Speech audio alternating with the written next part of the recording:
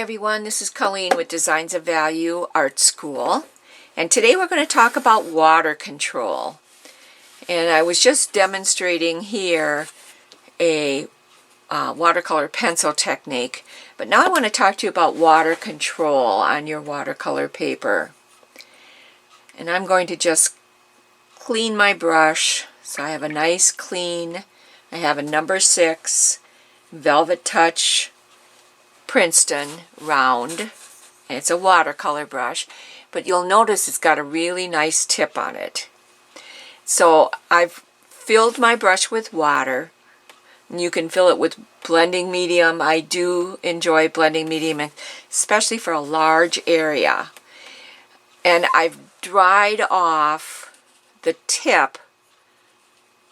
I'm sorry, the ferrule and not the tip, but I've dried off the ferrule so I have no drips on that brush that are going to just fall into my watercolor. And we're going to go to a different area of the painting here. And I'm just going to fill in this petal with water. And this is where you really need to learn control of your water. If you fill your brush too full, you're going to have puddles. And I'm just going to show you what happens. I've got quite a bit of water on my brush now. I've not wiped off any of the drips. I'm just going to keep adding water so you can see. Most important trick when adding water is to look at the side and make sure, even with all that water, I still have some dry spots in that petal. So I want to make sure that's all covered. And you can just sweep your brush across to fill in those dry spots. Because if you don't have that water covered on every part of that petal, it's going to dry looking funny. Now, I've got quite a bit of water at the bottom. So all I'm doing is cleaning out my brush and wiping it completely dry. I want it to be drier than the petal because I'm going to pick up some of that water because it's just a bit too much. So my brush is dry and I'm just going to continue to pick up some of that water as I need to. And then you wipe your brush out again. You've got a fairly dry brush, and you can just sweep across to make sure you've got a nice glaze on that petal. So now I'm just going to pick up some color. I had put this out for the other class. And with that nice glaze on there, and I've got water on my ferrule, so I'm going to wipe that off. I'm just going to set this water, or this paint in and see how it spreads. And it's spreading pretty nice.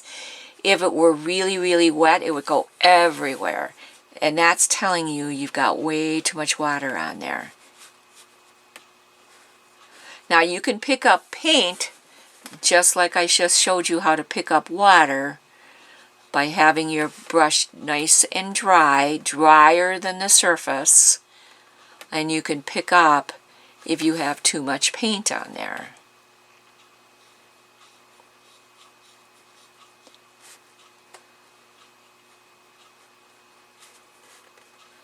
And I'm just filling in this water glaze so it's evenly distributed throughout.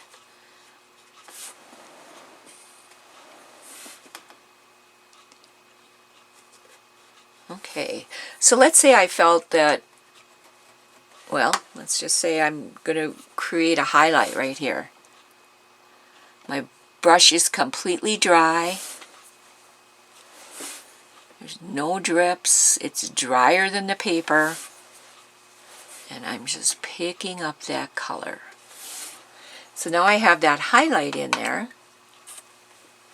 And it should still be moist enough that it'll soften in. But now I want to create a shadow.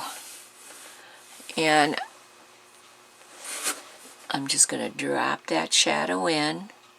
It's still moist enough that it's going to spread.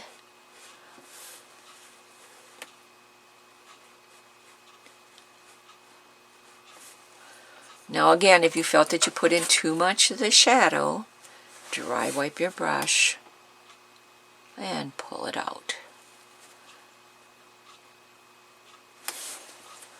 Now you can take your brush at this point, since it's still really wet, and just soften it in.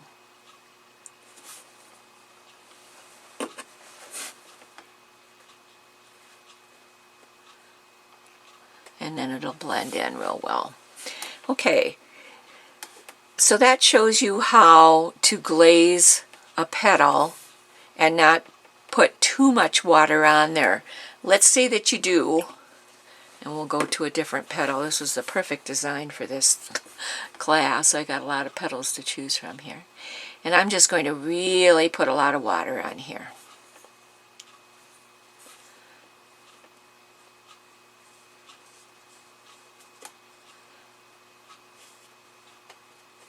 Okay, now I can tell without even looking at the side that I have a drip right at, or a puddle I should say, right at the bottom here. My board is just a little bit tilted, so it's always going to go down to the bottom. So I'm going to put in my color.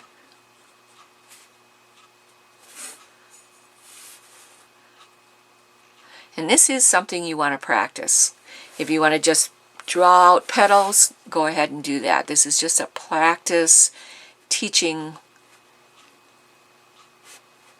paper for me to show you what you can do to fix this. Alright, so there's all that water sitting at the bottom. You can just see it.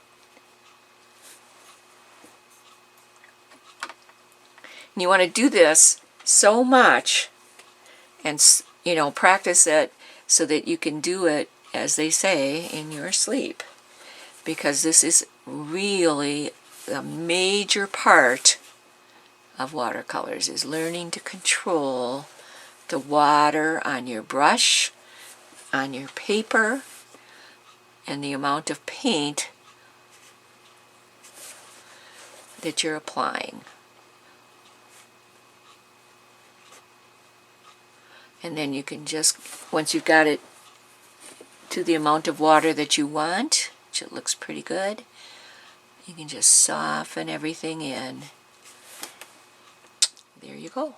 So again, that's something that you want to practice, petal after petal after petal, is to control the amount of water that you put on your brush and remove some if you need to. So if you have any further questions, please don't hesitate to let me know. And if you like this style of painting, little techniques and tips like this, let me know. Let me know what you'd like to learn. And be sure and check me out on Patreon. I have a lot of full step-by-step, stroke-by-stroke paintings, still lifes, florals, glass, reflections, that you can learn a lot from. So be sure and check me out over there as well. Thank you so much. Have a great day.